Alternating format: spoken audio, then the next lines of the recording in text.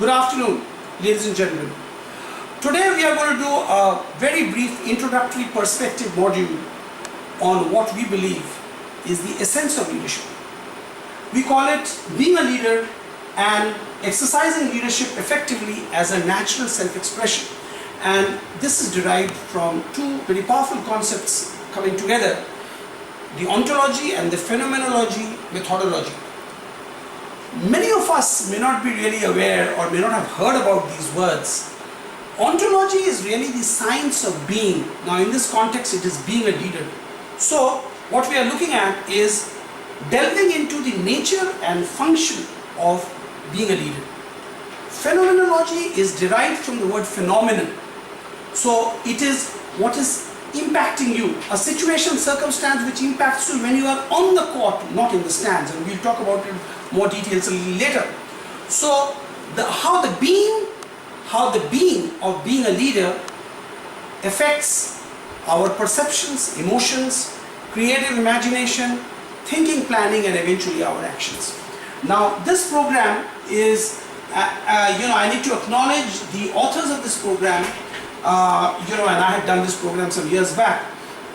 So we have Werner Erhard, who is an independent and a philosopher; Michael Jensen, Professor Emeritus, Harvard Business School; Jerry Agveria, Executive Vice Chancellor, Professor and Provost Emerita, California State University, the largest state university in the world; Cary Granger, Center for Character and Leadership Development, who is a leadership coach; and finally Steve Zaffron, who is the CEO of Vanto Group and Senior Program Leader of Landmark Worldwide.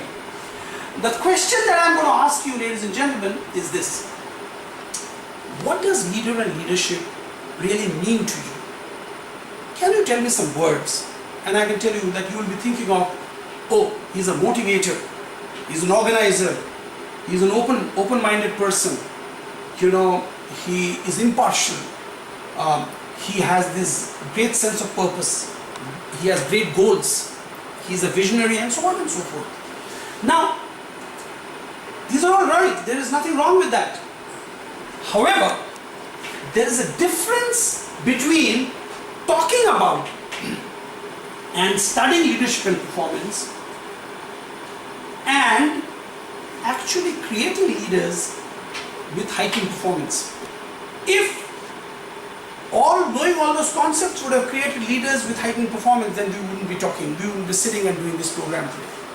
And this is what differentiates our program from all that is taught outside. Interestingly, there are over 120,000 books on leadership available and growing every day on Amazon.com alone, and they delve into all kinds of things. Some of these we talked about just now. So relationships, visionary, motivational, inclusiveness, he's organized, high purpose, great communicator, goals, etc., etc., etc.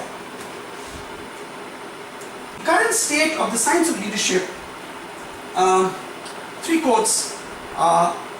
Joseph Rost, in his book, which is the famous one, Leadership for the 21st Century, says, the scholars do not know what they are studying and the practitioners do not know what they are doing. Very interesting. The second one is by Ronald Heffitz and Riley Sinder in their treatise, A Theoretical Framework for the Practice of Public Leadership. In most mature disciplines, the basic units of analysis and terms of reference are clearly and generally understood within that discipline, yet in the study of leadership, no such agreed upon conceptual underpinnings yet exist. Very, very important. Finally, it's almost a cliche of the leadership literature that a single definition of leadership is lacking. You realize that if you are an economist, if you are an engineer like me, or you are an accountant, there are basic concepts, there are underpinning concepts, there are foundational elements based on which the whole structure. So leadership, unfortunately, there are no such underpinnings, at least as of now, and that's why you have so many books. Now, we talked about on the court, the phenomenological model, as contrasted by in the stands. Now you could study any aspect, leadership particularly, from either of these points of view. And so, let's look at what differentiates between these two. So if we were to be looking at the ontological phenomenological model which we are going to talk about, then it's being an action is actually experienced on the court. You are the guy who's playing tennis. So when the ball is coming at you at more than 100 kilometers an hour, you don't have time to think of, how I am going to return. It's instinctive. It is extremely, you dance at that point in time. Actually lived real time.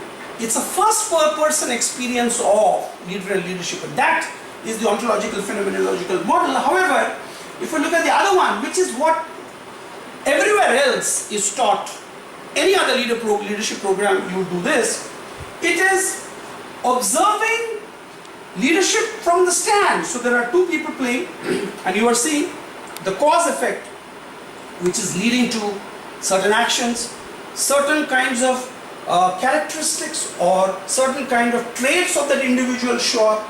So you describe, you interpret, you explain, I see if, under this situation, this is the way, things should be done. And so how does it look like from a third person angle point of view? And so this is the theoretical model. Now the issue really, or the problem really is, most of us attempt to produce an on the court result. So we want to be leaders on the court, but from an in the stand approach. And the question is, do you think this would work? What is it that makes extraordinary leaders extraordinary? And this is what we have to say. Look at Mahatma Gandhi, think of Nelson Mandela, think of today's Barack Obama or even Narendra Modi. They show up or they are seen as exercising or communicating things in particular manner. Is there some kind of an intrinsic quality they have? This is a question that we are going to delve into. If you were to answer the question from in the stands, the theoretical model, this is how it looks like. We assume that extraordinary leaders have something inside them that makes them extraordinary. So it is like they have some qualities which most of us ordinary folks do not have, and that's what differentiates them. So we look at these great leaders and attribute certain ingredients as if it's in a bottle, so you put charisma, courage, vision, motivational capability, compassion, patience, etc. And then we take all this and we try to teach, this to everyone else and say that, look, see, this, if you were to be having all these qualities and these characteristics, you will become a great leader. However, if you were to answer the question from the ontological phenomenological model, which is on the court, then this begins with a very simple realization. And the realization is that extraordinary leaders and high performers are ordinary people like you and me. So what makes these ordinary people so effective? And this is the question we are going to talk about. What makes extraordinary leaders in performance so effective is that they see, comprehend, and therefore interact with life and specific situations differently than most of us do. Very, very important. Very important. Keep this in mind. They are seeing the same situation as you and me, but they are seeing it differently. So, extraordinary leaders see the situation differently and therefore they come to live in a different world.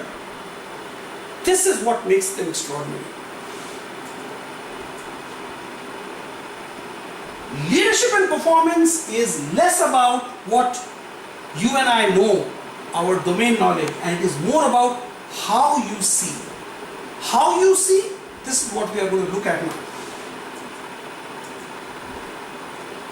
The fact is, we never respond to any situation on hand.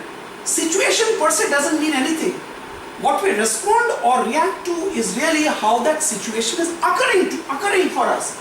And this occurring is different for different people and is different for me at different points in time. So, it could be making somebody very happy, pensive, or apprehensive or fearful or distressed, disturbed, etc., etc. Same situation. To explain this a little further and to give it, an underpinning of a context, I'm going to talk about a story from my own life. And this is when I started my career, which was more than 30 years back, in a diesel locomotive workshop in Itarsi, which is in Madhya Pradesh. And I was fresh from engineering, and I had these management and leadership concepts in my mind, and I knew that things like I need to be courageous, I need to speak my mind, I need to be impartial, and so on and so forth. Interestingly, in the workplace, while I knew all this, these were not getting applied.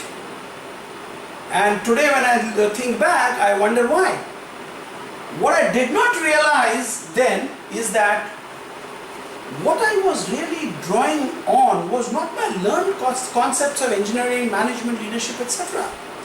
It was really something which I would use the phrase training in being. I was training myself to being in that situation, which is an ontological concept.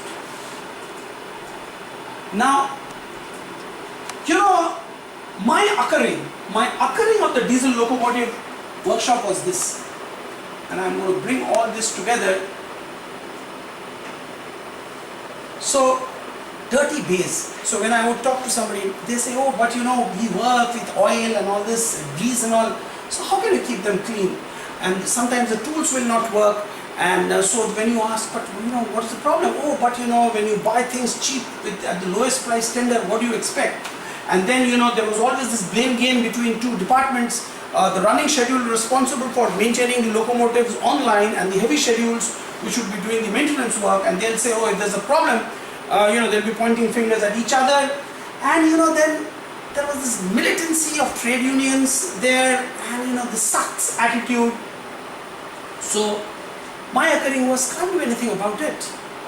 I can't do anything about all this. This has been there before me. I'll be here for 1 or 2 years before I'll get transferred out. I'll put up with it till then, no need to rock the boat. This was my occurring. Now, interestingly, see the facts presented and how they occur to you. So, depressing place of work, dirty base, mediocre tools, anti-management trade unions, words people said, and all these, the occurring became, it's hopeless, no use. I have wrong people, wrong boss, I'm in the wrong place, doing the best as I can, under the situation. So that's it. It'll continue like this. What changed was a very interesting thing. As a assistant mechanical engineer, we had to do periodic footplate inspections. We will actually go on to the locomotive footplate, travel with the driver to see the locomotive will just come out of schedule. It's working fine, or get his feedback, and then it's a quality control kind of a cycle. Now, this suddenly led to a first-hand occurring of something totally different. This occurring was of the needs of the traveler. The locomotive is supposed to be pulling a train, and the travelers are in that train. So, of medical emergencies, the need for travelers to reach workplace at time, the need for him to catch another train to go to another place, wedding troop to catch a function, and so on and so forth. Suddenly, the context for me shifted from what I was seeing it as within the workshop situation to when we don't operate timely schedules, people's lives get affected. Now, this new context led to new ways of being and new actions for me. So when I went back, I was looking at everything from this new context. The new context was a lens, or a searchlight behind my back, and it was showing me the priority or the importance of thoughts and actions, of people saying communications.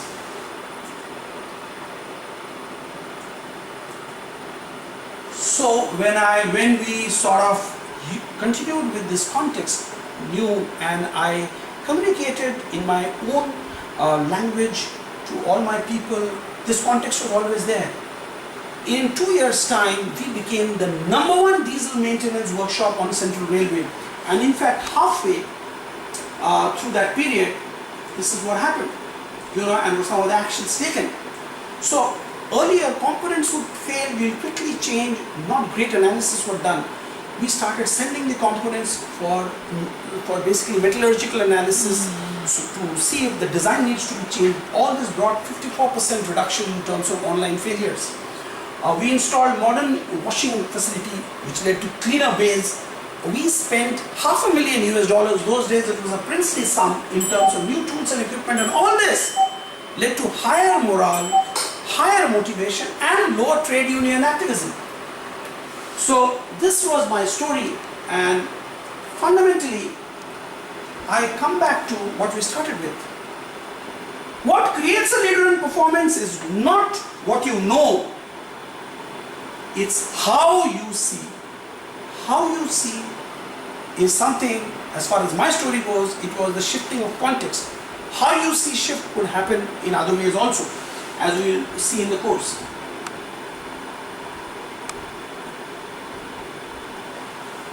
A person's way of being and their actions are correlated. The way of being and actions are correlated with the way in which what they are dealing with occurs for them. In my case, as the occurring shifted from within the workshop to what the travelers faced, it led to a shift in my way of being, the shift in my communication, shift in my actions, which led to a different outcome. This, incidentally, is the first law of performance, and we are going to be talking about other laws of performance in the overall program. I am going to leave you with this final question, and you need to dwell upon this. What shapes the way in which something occurs for a person, and is there a specific occurring for being a leader and exercising leadership effectively? I am going to leave you with now two brief teaser slides. We talked about shift in the context and the contextual framework, and how you are going to shift from one context to another depends on how you now create this framework. So the framework consists of certain foundational elements on which the whole framework is settled, and then you have these 4 sides of the framework. We are going to talk about this more in the program, and eventually we would leave the program with this. Leader in leadership is being committed to realizing a future that wasn't going to happen anyway, which fulfills the concerns of all relevant parties, all stakeholders, including those who lead you, your bosses, and those you lead, people who work with you. Which future gives you and everyone else the being and action in the present. You act in the present in a way that results in the realization of the future. Thank you, ladies and gentlemen, for your time. And of course, as I said, we are going to continue this in our detailed program, but in case you have any questions, feel free to ask me. Thank you. Keep it up.